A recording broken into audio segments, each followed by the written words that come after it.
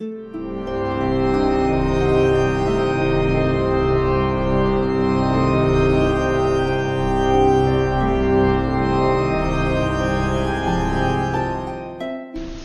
everyone!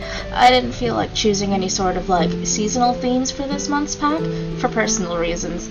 I'm not a Christian and it felt it would be dishonest of me to try to capitalize off of a holiday I feel no real tether to. I felt like instead I'd rather dip into the big well of D&D again, because honestly I didn't do a whole lot for March's Honor Among Thieves set. I felt I'd like to come out with a big set this month as kind of like a seasonal gift to my patrons, my way of saying thanks for supporting my work this year despite the few months off I took and the late delivery of a few sets.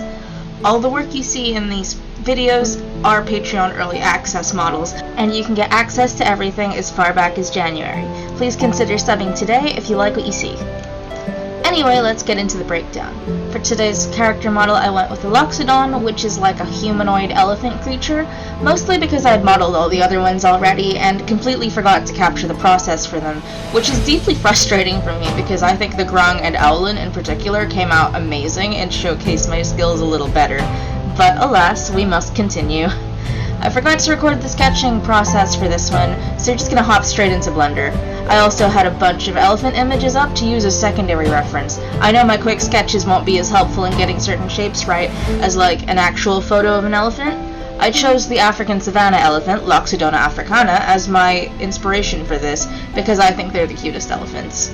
The first thing I did was line up my reference sheets, move my front reference so the middle of the character sketch lines up with the middle of the grid, then duplicate it and rotate it 90 degrees on the Z-axis, placing this reference along the Y-axis and moving it so the side profile sits perpendicular to the front reference.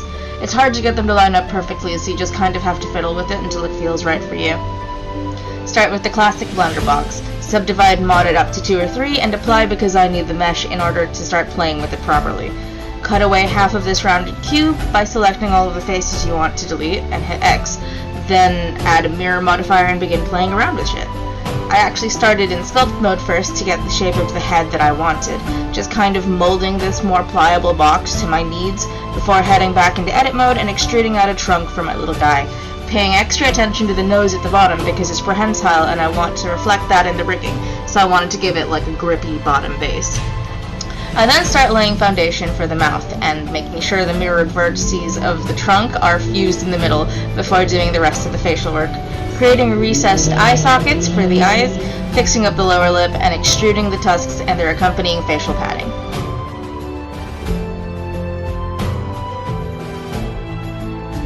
I then got started on the ears. I select a few faces on the side of the head and begin extruding them along the Y-axis to create the wide flat ears that elephants have. I kept to the more cartoony elephant that I had drawn for these, as I still wanted to create a more stylized model. I just pushed and pulled as usual, adding vertices where necessary. With the ears all finished up, I created the base of the neck by selecting several faces on the bottom side of the cube and going into the Loop Tools menu and hitting the circle options. It creates a nice rounded neck base for me. You can do this manually as well by pushing and pulling the vertex the way you want, but I just prefer to hit the button where possible to speed up certain actions. From there, I extrude down and out bit by bit to create the torso of the Loxodon, stopping here and there to get the shape how I want it. But it's a pretty straight shot until I reach the crotch. I select all the faces that will comprise the crotch and pull them down until I'm happy with the positioning to create a mostly accurate pelvic region. Select all the faces leading up to the central crotch line and duplicate them to start working on the legs. I prefer to work this way and then connect the two forms when the legs are finished, because then I can start to subdivide the connective tissue as necessary to start forming the foundation for the butt. Then I can just kind of round the butt out as shown in my side profile reference, smoothing it out and making the shape nice and round and butt-like in sculpt mode. I hop back into the edit mode and after this begin correcting my edge flow somewhat, because the way I worked on the torso and pelvis kind of fucks with that. So I just kind of grabbed the edges that needed the most correction to create a nice even surface and move them around as necessary. Then with H I hide a bunch of my ear faces so I can get to the arms and shoulders. I start moving and molding the shoulders into the right position, tabbing between sculpt and edit to get it right, and then prep for for the arms, which I do by creating a rounder surface of about 3x2 on the torso to make it a bit chunky, and then extruding those 6 faces along the x-axis in accordance with the reference image.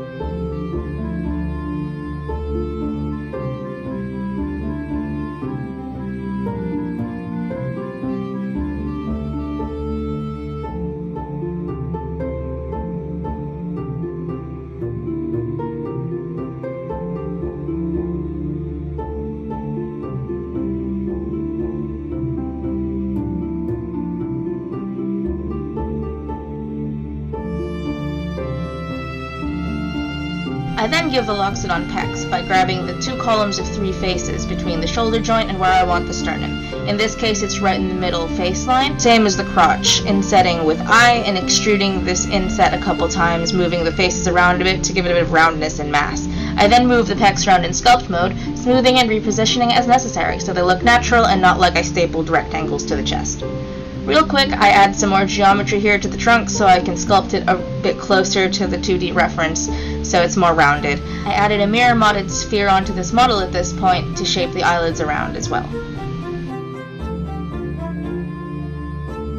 Then we get back to making the hands. I tried a new technique for this month's character models where instead of working with existing hand geometry for fingers, I would shift A in some cubes, subdivide it for shape, put them in position, apply the modifiers, make sure the foundation had the right number of verts for each digit, and bridge them to the hand foundation using the bridge option in the loop tools menu, and correct any issues later in sculpt mode. I've found this works really well for more anthropomorphic characters because they have quite chunky digits and extremities, but I haven't yet tried this with things that are closer to humans. I suppose we'll see how well this works with them next month.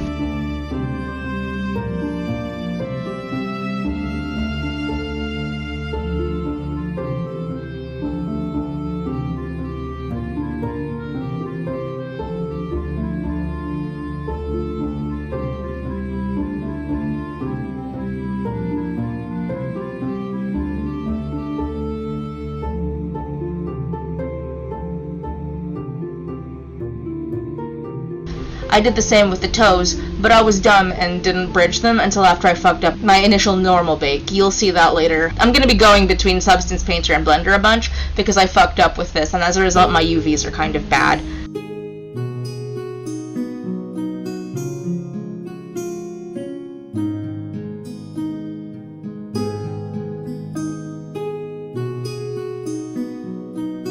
I'm starting on the rig now by adding in a human meta rig from the Rigify menu. I really like this base rig for creatures because it's so easy to modify, but I don't think I can generate the proper rigs themselves after getting everything mapped and painted because there's extra bits. In my experience, you don't really have to though. I've made custom armatures for every character this month, and the armatures work fine for rigging, though I do prefer using the rigs more for posing than armatures. I'll try to experiment with generating my own custom rigs next month though. Animating with armatures is a little bit annoying.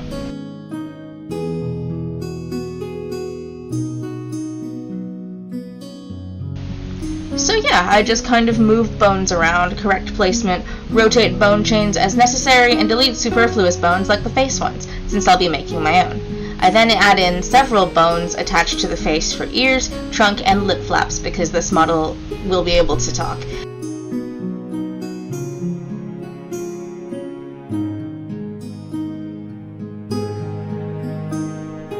And hop into the weight paint mode to correct some weight paint problems like the arm and ear intersection. I want to isolate the areas of influence for both arms and ears and not have one bone control parts of both and deform terribly.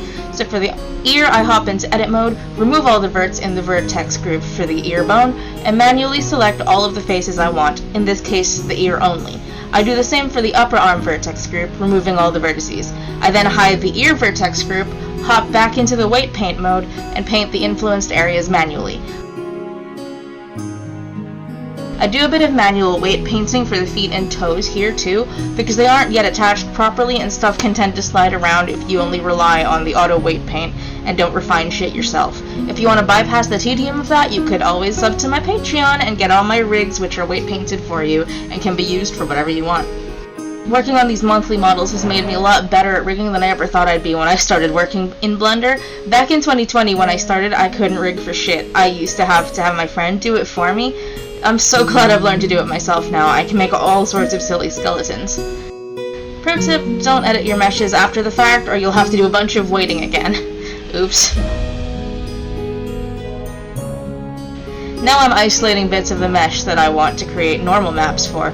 I grab faces and duplicate as necessary before adding a multi-rose modifier, and subdividing around 6 times for greater textural accuracy before sculpting in my details. I wanted to do the whole body, but the sculpt wasn't coming out how I wanted it, so I only really did the face. I've included the whole process here though if you want to see me try and fail to sculpt detail onto the body.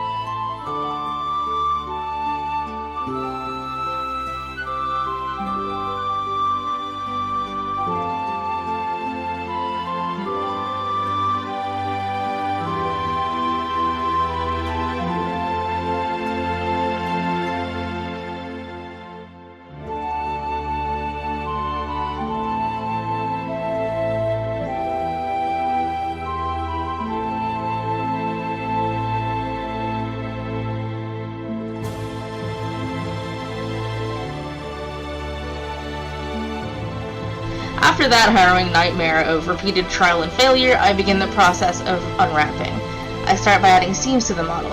Since I'll be using painted textures and normal maps for this model, I'll need to make sure the model can be flatly packed onto a 2D surface. This means I need to divide it into smaller pieces that can be opened up and made flat in the image view.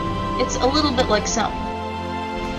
Once I finish unwrapping and moving all my UVs around so they all lie flat and nothing overlaps, I export both this model and the high-detailed sculpted version as FBXs and open them in Substance Painter for normal map generation. You can do this in Blender too, but in my experience Substance fucks up a lot less and its Bake Mesh Maps UI makes a lot more sense to my brain. Also, any day I don't have to switch between Cycles and Eevee 50 times is a good day. I know most Blender girlies prefer Cycles as a renderer, but it slows everything down so much just to check the lighting, and my work doesn't require that level of high verisimilitude. My stuff is quite stylized, so that level of sampling and detail isn't really necessary.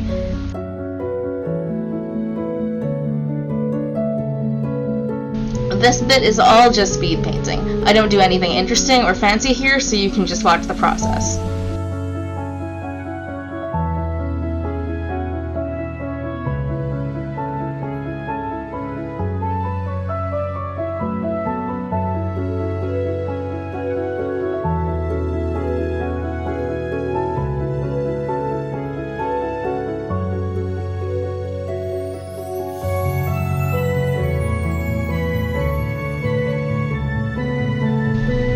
I used to really hate texture painting, mainly because working in Blender to do it used to make my machine chug like a frat boy at a party, but since I've upgraded, I've learned to enjoy it a lot more. Painting in 3D space is really fun. It reminds me of when I was on a fine arts course back in uni in 2014. Studio art was a lot like working in a lab. We were always experimenting with materials to see what looked nice, which textures looked good over what surfaces. I bombed out of it after my first year. It was really hard on my mental health, but I always enjoyed painting on stuff that wasn't canvas. Any day we were painting on a big 3D project like the floats we made for the Lantern Parade, shout out to this big crab we made out of foam, or a massive half coin my group and I made out of wood, was a fun day in the studio. I realized that studio art isn't necessarily my forte, but a lot of those processes still inform my current workflow.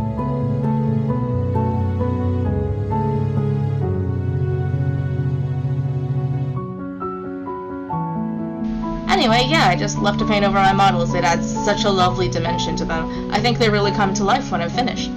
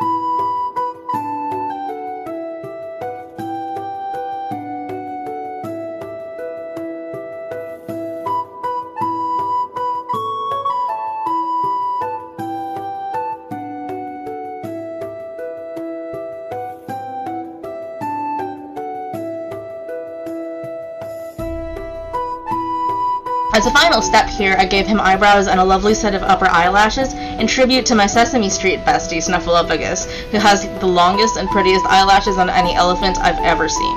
I do this on every model I've shown process for in this channel. It's just 2 subdivided cubes extended to look like brows and lashes with a mostly non-light reflective black material. I rigged these to the neck base bone so they all move together.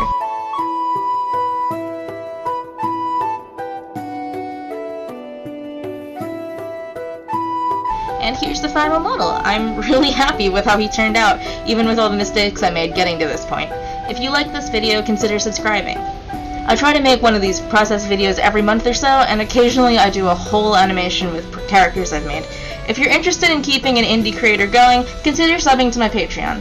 Thanks for watching, and I'll see you in the next one. Happy holidays, everybody.